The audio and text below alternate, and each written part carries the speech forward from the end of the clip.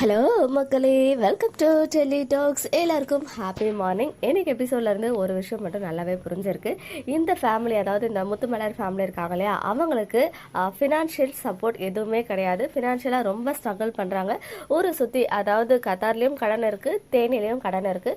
So வேறு வழியே இல்லை. இங்கேருந்து பணம் வாங்கினா மட்டும்தான் அவங்களால வந்துட்டு லைஃப்பை சர்வை பண்ண முடியும் அப்படின்ற விஷயம் தெளிவாகி இருக்குது. ஸோ அதனால தான் என்ன ஆனாலும் இங்கேருந்து அவங்க போகிறதில்ல அப்படின்ற விஷயமும் புரியுது. ஏன்னா விஜய் அவ்வளோ சொல்லியும் அவங்க மீண்டும் மீண்டும் சொல்ற ஒரே விஷயம் அந்த கடன் விஷயம் தான். அதுவும் அவங்க அப்பா ஊரை சுத்தி கடன் வாங்கி வச்சிருக்காரு.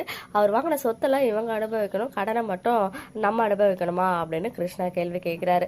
அது மட்டும் இல்ல, இந்த ஒரு ஆர்குமெண்ட் வந்து லாஸ்டா ஒரு மாதிரி அடிதடியில முடிஞ்சிச்சுன்னு தான் சொல்லணும். பிகாஸ் சித்தப்பா இதை வந்து அவருக்கு சாதகமா யூஸ் பண்ணி அவங்கள வந்து கையால அடிக்க மீன்ஸ் தள்ளிவிட ஸ்டார்ட் பண்ணிட்டாரு. அதனால திரும்பி கிருஷ்ணாவும் தள்ளிவிட அது பெரிய ஒரு ரகலையில எண்ட் ஆயிடுச்சு. அதுக்கப்புறம் தான் விஜய் வந்து உங்களை கண்ட்ரோல் பண்றதுக்கு போலீஸ் தான் சரியான ஆளு தான் போலீஸை கால் பண்றாங்க. ஸோ போலீஸ் வந்த பிறகு அவர் சொன்ன விஷயங்கள்லாம் கரெக்டாக தான் இருந்துச்சு. என்னதான் நீங்க செகண்ட் மேரேஜா இருந்தாலுமே அது வந்து செல்லவே செல்லாது. ஏன்னா ஃபர்ஸ்ட் மேரேஜ் எல்லாரும் முன்னாடியே நடந்திருக்கு, அதுதான் வந்து சட்டப்படி செல்லும். ஸோ அது மட்டும் இல்லாம ஃபர்ஸ்ட் ஒய்ஃப் இருக்கும்போது அவங்க டிவோர்ஸ் பண்ணாம செகண்ட் மேரேஜ் பண்ணா நீங்க எங்க போனாலும் உங்களுக்கு ஒண்ணுமே கிடைக்காது. ஸோ இங்கே பேசி முடிச்சுக்கோங்கன்னு தான் சொல்றாங்க.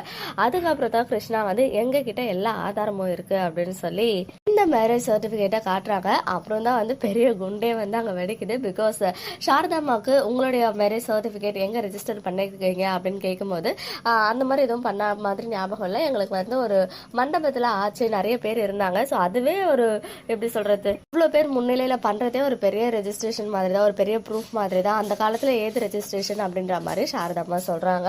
ஸோ இதை பார்த்து தான் எல்லாருக்கும் வந்து ரொம்ப ஷாக் ஆயிடுது. இந்த ஒரு விஷயம் போலீஸை தாண்டி கோர்ட்டில் போனாதான் நமக்கு வந்து சாதகமா ஆகுதோ இல்லையோ கரெக்டான ஒரு ஜட்ஜ்மெண்ட் கிடைக்கும். பட் இவங்க வந்து இப்ப புரிஞ்சிடுச்சு, என்னதான் வந்துட்டு வீக்காவுக்கும் இவங்களுக்கும் சம்பந்தமே இல்லைனாலும் இங்க வந்து அவங்களால ஸ்டே பண்ண முடியாது. பட் கிருஷ்ணா போடுற ஒரே டிமாண்ட் வந்து எங்களுக்கு வேண்டியதை நீங்க கொடுங்க, அப்பதான் இங்க இருந்து போவோம்.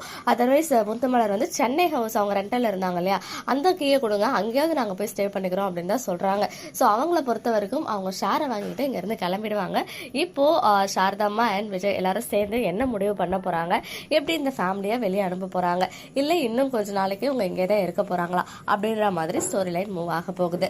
அது மட்டும் இல்ல, இந்த ஷெட்யூல் ஸ்டார்ட் ஆனதுல இருந்து நமக்கு எந்த பிக்சர்ஸுமே இன்னும் ரிவீல் ஆகல. எக்ஸப்ட் முத்துமலர் ஃபேமிலி தான் டெய்லி நமக்கு ரீல்ஸ் பிக்சர்ஸ்னு நம்ம வீக்கா ஹவுஸ்ல இருந்து ஷேர் பண்ணி பீதியை கிளப்பிட்டு இருக்காங்க. ஸோ ஏதாச்சும் அப்டேட்ஸ் கிடைச்சா நல்லா இருக்கும். இன்னைக்கு எபிசோட் பத்தின உங்களுடைய ஒப்பீனியன்ஸ் கமெண்ட்ல சொல்லுங்க.